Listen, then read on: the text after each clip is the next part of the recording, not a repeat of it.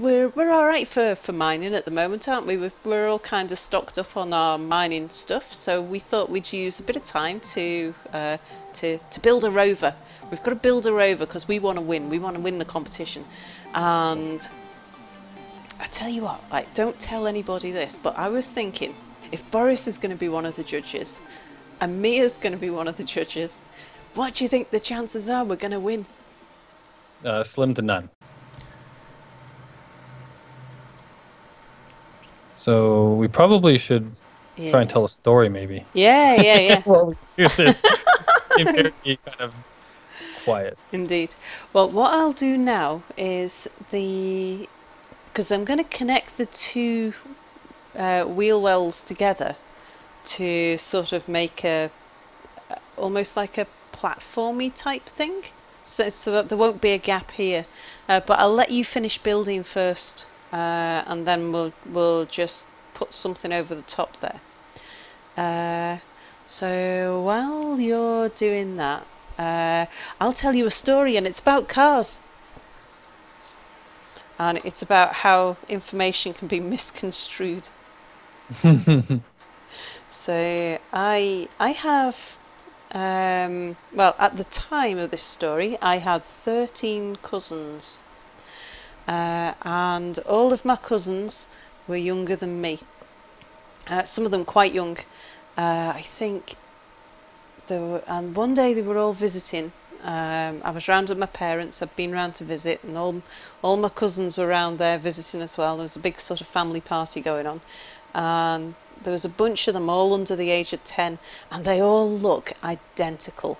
They're all female. There's two boys in the family. After 13, there's 11 girls, 2 boys, and all of the girls are they're all blonde, blue-eyed, look absolutely identical. I can't tell them apart. And so I don't know how other people cope, because I know them quite well and I still can't tell them apart. And they came out to have a look at my car.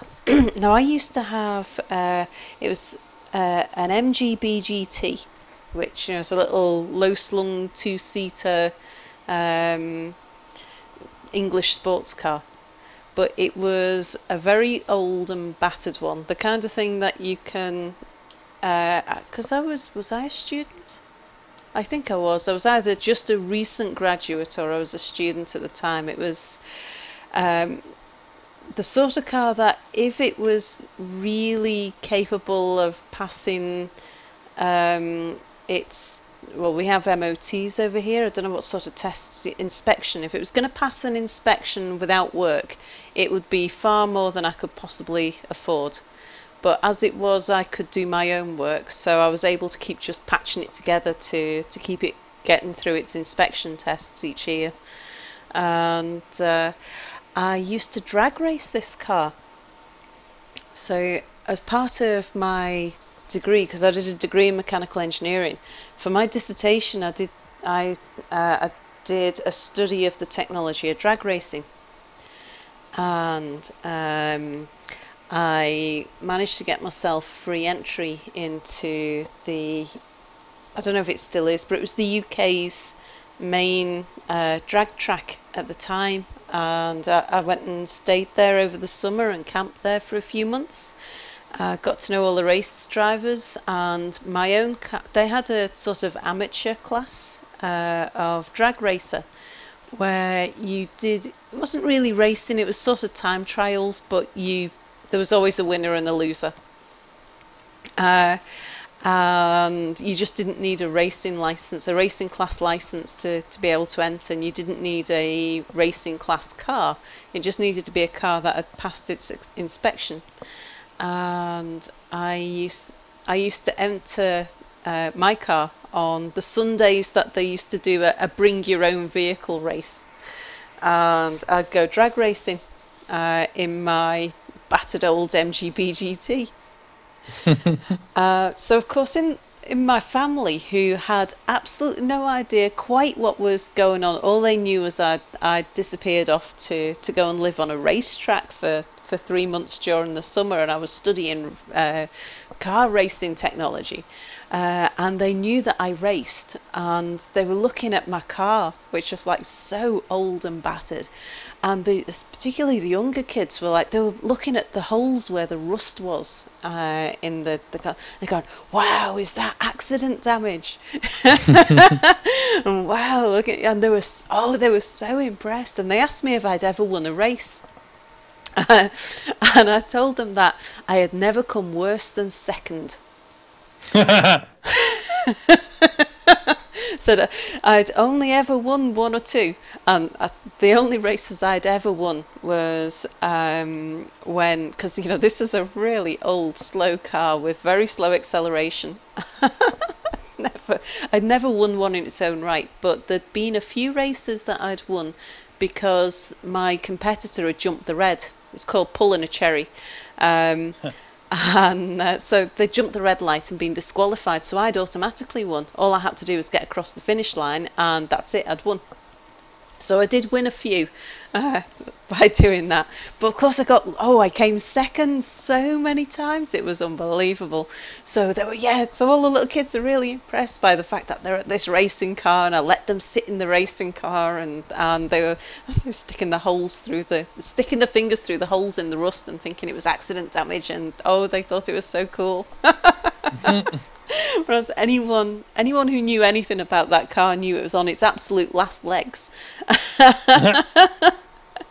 And I was patching it together with duct tape and WD-40, which is a type of spray on oil if you don't have it over in the States. And yeah. We have it in Canada, no worries.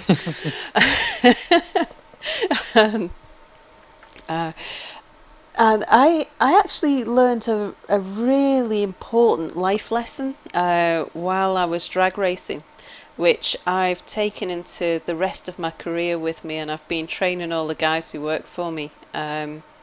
It doesn't work with exams, but it does work in all other aspects of your life, and that was one of the experienced racers was talking to me about how come I was never winning a race, and he said that I never ever pulled a cherry. I never jumped a red light. And he said, "You're not trying hard enough. That's why you're not winning." And I was like, "No, but if you get a red light, then you're automatically disqualified, and you're gonna lose." And he said that, "No, you're not trying hard enough. If you were trying hard enough, then you would always make a mistake sometime." He said, "You're just not brave enough to make a mistake, and that's why you're never winning." And so I kind of, you get kind of, "No, that's not true." You get really bullshit about it, and then the next couple of times I go and got myself a red light, and then started winning a few races. So there was some truth behind it, and then a number of years ago, I was talking to a risk manager about how you assess risk and how you deal with people who make mistakes, and this kept on coming back to my mind, and I was thinking, if there's a certain level of risk appetite where, especially if you're working with a team of people whose job it is to generate ideas, they've got to feel free to make mistakes. They've got to feel free to be disqualified. They've got to be able to jump a red light. Otherwise, they're not trying hard enough. Yeah. I hear you. Yeah, and I've preached this with my teams ever since. It's like, feel free to make mistakes. You don't want to make too many of them, and you want to learn from them when you do make them, but don't be afraid of failing. It's because if you don't fail, if you don't make mistakes, then you're just not trying hard enough. My risk appetite is bigger than that, and so you have to fail at times in order to be sure that you are succeeding often enough. And that lesson has stayed with me ever since, and that was all because I managed to get away with doing a dissertation on drag racing and living at a drag track, which I still can't believe I got away with. All right, so I just been doing a little bit of detailing work. What do you think? Yeah, it's looking great. I'm a fan of lights in all directions as well. So we've got Um, front, rear, and mhm. side lights. Is there a limit on the number of spotlights or anything? There Just says don't be was. excessive, Okay. and I don't think that's excessive. We can have because I mean I'm not playing in. I've gone back to DX9 Mhm. because of the performance issues, but if you're driving around somewhere where it's dark, you're Yeah. gonna really want these lights. Right. Like it's gonna light up Hmm. everything around you as you drive, I was right? just wondering whether you could use interior lights instead of spotlights, because. Well, so I've learned the difference between the two. Okay. Spotlights are like a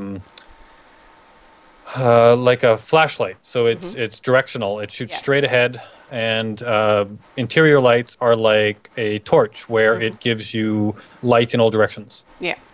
right? Mhm. So when you're driving along, the reason I use spotlights here is because you're kind of wanting to shoot a light out. It's like you want to get the distance, not Yeah. necessarily the area around you, right? Mhm.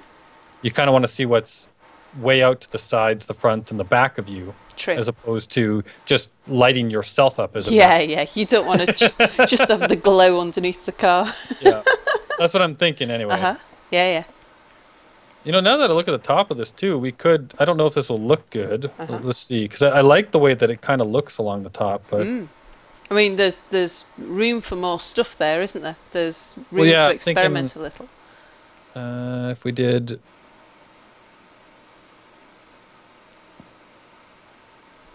Uh huh. Right, gives it more power. Yeah. Means it'll go faster. I don't know if it needs more power, but that's recharging ability then. Mm. Does that take away from the look, or do you like it? I think that looks fine. Let's have a look how it looks from the side. Oh yeah.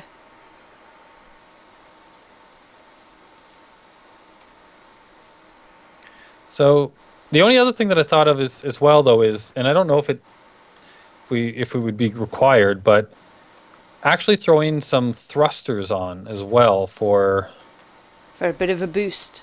yeah, like maybe just in the rear, have a couple of thrusters that you could use Mm. as a boost. Yeah, almost like as though you were hitting the nitro. Yeah, yeah, yeah. Yeah, Yeah, yeah, yeah, yeah, yeah. yeah. So like if we go now, I want to put them here, Mm. but do you think we'll lose points for that? Do you know what we might have to do? Is just, you know where we've got the connector there? Just put a little frame thingy to make the connector stick out a little more. Yeah, but I guess they could. I'm just thinking with if there's thrusters right beside, like I could put it in one more so that they're kind of like I could actually go Inset them. that, Hmm. right? But I'm just wondering if they'll dock points that you have thrusters right where you want to connect, and they could burn away whatever you're connecting. Little thrusters like that wouldn't. Okay. I've never had, because the only problem I've ever had is actually knocking the thrusters off when I've been connecting. Right. Yeah. I guess it would make sense that you would turn off your thrusters when you're connecting. Yeah, yeah. Yeah, all my go faster drills have got thrusters that close. So I've never yet melted anything. It's always been that the connector that you're connecting to knocks the drill off and knocks the thruster off instead. Hmm. So is there anything you think we're missing as far as a component? Oh, right. You did say the antenna and the beacon, right? Yeah, I think we should make sure we have.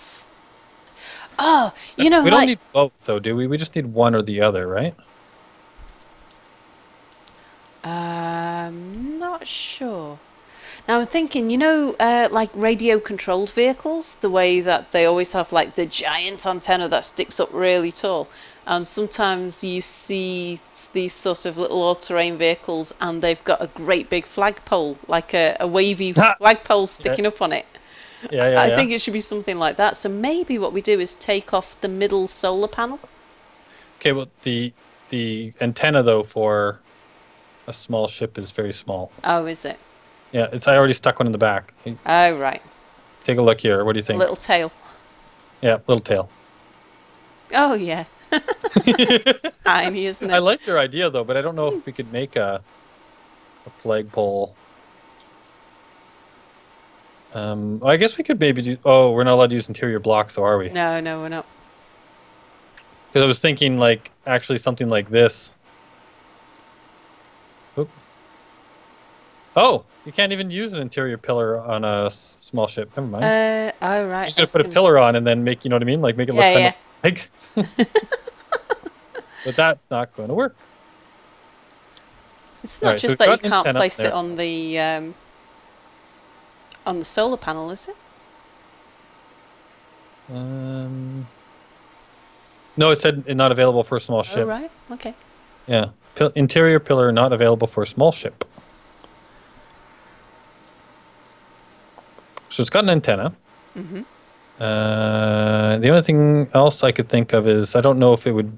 It's kind of like it gives you options, and I don't know if they'll dock us for just throwing on everything in the kitchen sink. But we could do something like. Oh, turn off you. You could put a remote control block right there on the front as well. Mm-hmm. So that if you needed to, you could Yep. remote home, right? If it was a long way away, Uh-huh. if it was lost somewhere. Yeah. Or if Because it it's was. got an antenna, so you could actually remote control it. Uh-huh. So we get bonus points for clean controls, properly named things, hotkeys with a purpose, buttons that perform actions like switching on lights. The inventory needs to be empty, and it can't be owned. Okay, so there's nothing else that I don't know. I'm looking at the G menu now. Like there's Mm-hmm. this is not meant. I again, we could throw everything on there in the Yeah. kitchen sink. We could throw an ore detector on there. Do you know, that's exactly what I was thinking. It's like, actually, because that's why you might be out there with an all-terrain vehicle, is because you want to detect ore. So if we do maybe something like this, that sticks out too much. So if I go one more, please don't be bad. Okay, and then we can. There we go. Yeah. Sticking in an ore detector, so you can actually be out looking around, Mm-hmm. finding things, and Yeah. if bad guys show up, you can shoot them. Yeah. And if bad guys show up and they shoot you, then you have a remote control block so you can get it home. Oh, you know why? You know why you have the guns though? It's not so much about bad guys. It's not about the creatures and stuff. It's so that you can blast your way through rocks.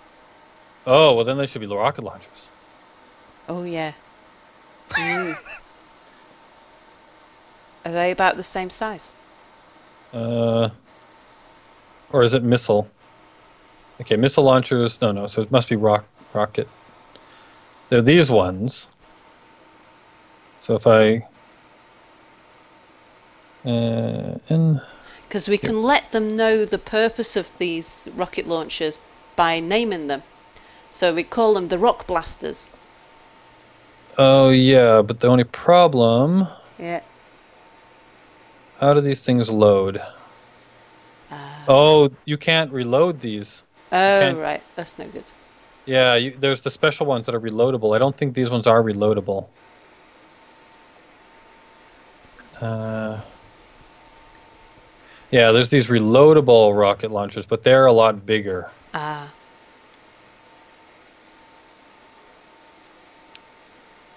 Yeah, so here, I'll just put them on. I'm going to put it down on top here just so you can see it. This is the reloadable one. Right, yeah, it's huge. Right? Mm-hmm. It's huge, and it also has to be loaded, looks like, with a large conveyor. Yeah. So that's a no-go. Yeah, yeah. Okay, stick the guns back on. Yeah, and the Gatling guns are loaded from the side, which is how I have these connected. So let's put these back in here. Well, you use Gatling guns on ships to shoot meteors. I don't know how well they would do on rock. I guess we could try it. All right. Yeah, yeah. Because like I said, they do shoot down meteors without a problem.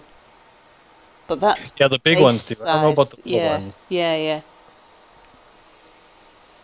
Yeah, I don't think nothing else really makes sense. I'm looking through the list here of things. I don't think that there's anything that kind of makes sense to put on. I think we've got it. Does it need a gyro? Turn it without a gyro? Well, cars don't usually have a gyro, do they? No, but in this game.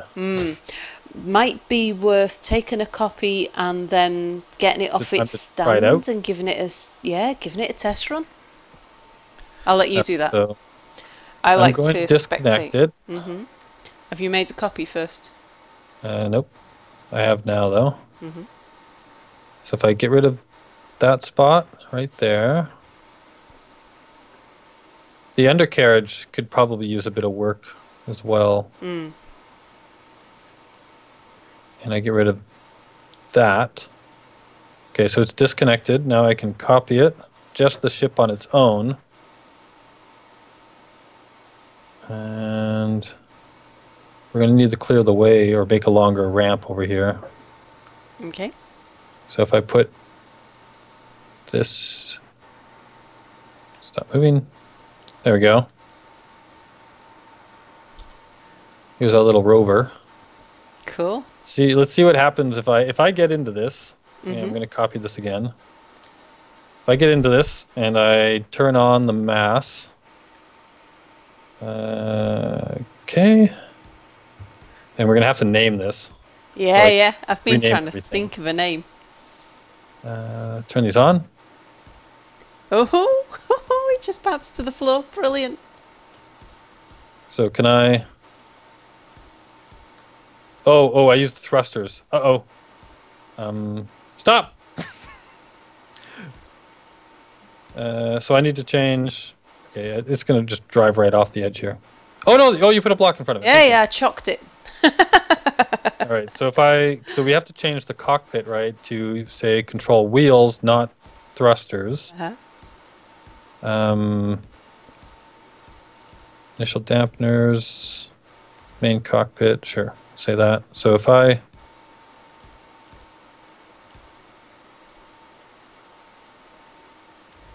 do I turn?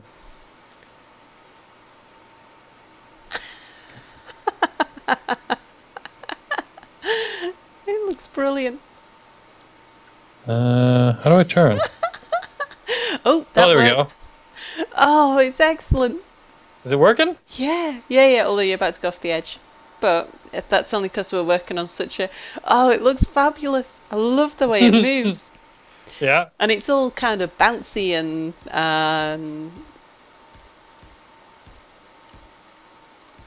Okay, so we need to have there's a brake. So if I go to the cockpit, handbrake on and off. There is a handbrake. Okay, cool. So we could say control inertial dampeners, main cockpit, handbrake on and off. So that's in the control panel. It's on. So now I can't move. Off, and I can move. And then handbrake. Very good. I like that. That's useful. What else would this thing... So now we have to figure out how to do the thrusters, right? So if I go into...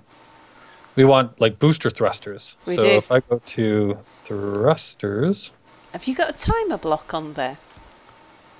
No. What were you thinking about with the timer block? I was thinking that with the thrusters, what you might want it to do is to just give you a quick boost. So you hit a button and the thrusters come on for a second and then switch themselves off again.